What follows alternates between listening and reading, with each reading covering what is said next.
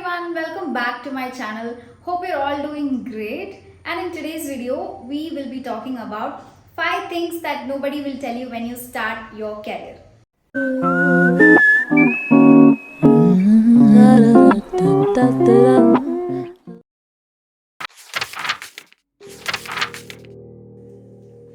Number 1, focus on learning and not paycheck.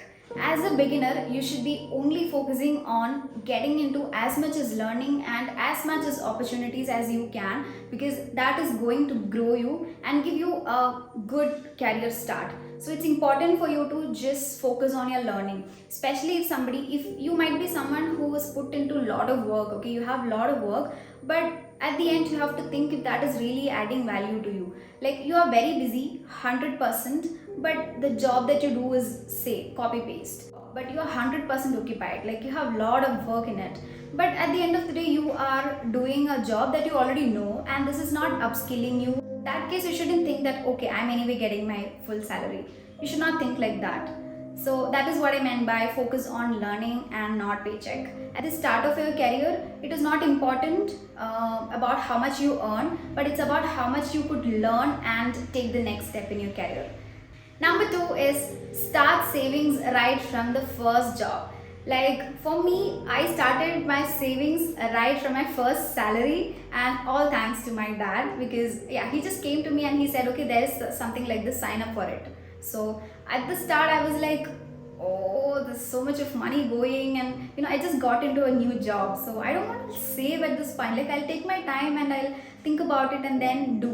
But of course your dad said you have to do. So at this time, like in few months, I'm going to get back a lot of money, so I am so thankful to him. So if you don't have somebody who's helping you with all of that, just try to figure it out by yourself. Like, it's important for all of us to start savings right from the first job. Like, you earn, you keep it with you, that is not going to grow your money. So invest. Also do enough study on the risk analysis, because you are going to invest your money. So do risk analysis. Also think of how much you can put into savings every single month.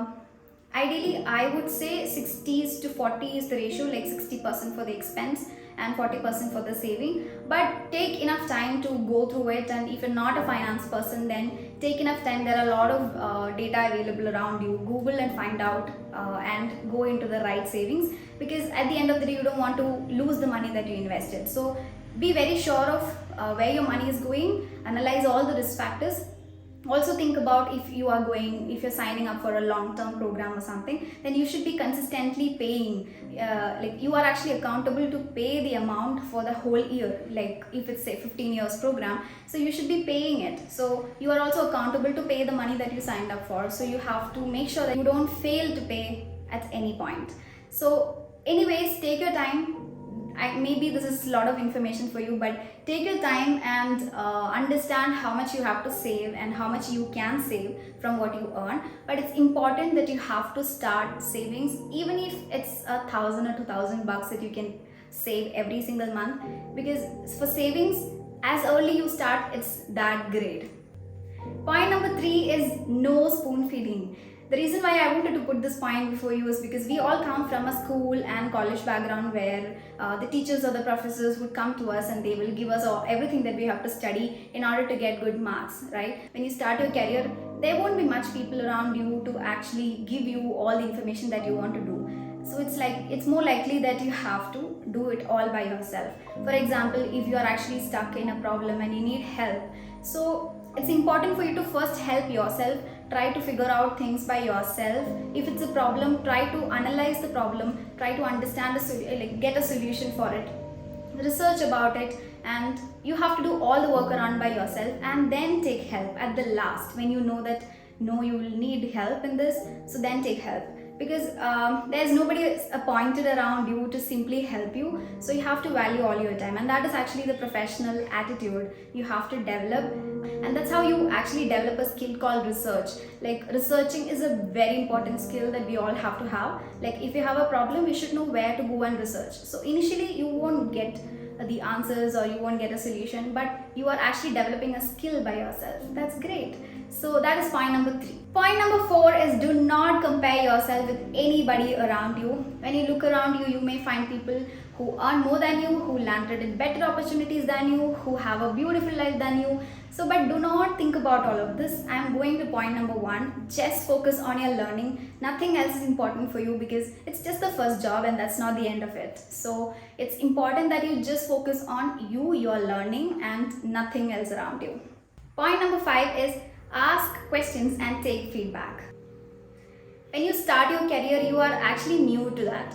So, this is an advantage that as a beginner, people do not expect a lot of things from you. So, that is kind of an advantage because you can go to people and take as much of information as you want. It's very important that you develop that kind of a skill to ask questions. No matter who you're surrounded by, you should always be confident to ask your question. Like if you have a question, be open about it, like ask it and get it clarified. That's the skill that you want to develop. And so as a beginner, that's a great advantage. Like people don't expect a lot of things from you, so you can just say that, yeah, I don't know, please help. Okay, you can do that. So that is one important thing. If you still if you're shy or if you're an introvert to ask questions before some people, then you have to develop that skill. And second part of it is take feedback. Like going back to the school and college time when we have regular exams conducted, which will give us how we perform. The results will show how we perform, how well we have learned and all. When you start your professional life, then there won't be a lot of people coming to you and saying that, hey, this is wrong, this is not the right way. Nobody will tell you unless you go and ask. So it is very important that you have to approach people and take feedback, especially at the beginning of your career, because you don't have a big picture of this industry. You might not have. So it's important for you to go and ask for feedbacks to a person who you're regularly connecting with, like engaging with them on a regular basis, and not somebody who you talk maybe once a month or once a week, or yeah. And also it's important that you have to be consistent. Like today you ask a feedback and you never go back and ask for another feedback. You should do it consistently, maybe like 3 months, once in 3 months or once in 6 months. And the point here is that you are actually getting some concrete points that you have to work on in order to improve yourself. So you are getting some genuine points from somebody who is more experienced than you. Secondly, this gives a very good impression that you're very serious about your career, which is a good thing. And lastly, I want to give you one bonus tip, which is when we begin our career, we hear from a lot of people that we tend to do a lot of work, or we have to do a lot of work. So the way to tackle this is, one tip which I want to give you is how to deal the scenario is, if somebody is giving you a lot of work and you started working on it, and then another work comes up, and then you started working on it and another work comes up. So what you can do is you can go to this person and say that you need some help because you have a lot of work to do, and you can ask them to prioritize it for you. So two things here. One is that they will see the whole lot of work that you have in your plate, so they'll stop bothering you for some time. And secondly, they will prioritize it and give you, so that you are setting up a good communication that okay, you will be first focusing on this, and then secondly after that you will be looking into this work. So like that you are setting up a good communication, and there's no misunderstandings about when will you complete your work. So I hope this video was helpful. Let me know if you have more such tips that you have in the comments below. If you like this video, then hit the like button and also subscribe to my channel for more such videos. Thank you so much for watching, and I'll see you in my next video. Bye!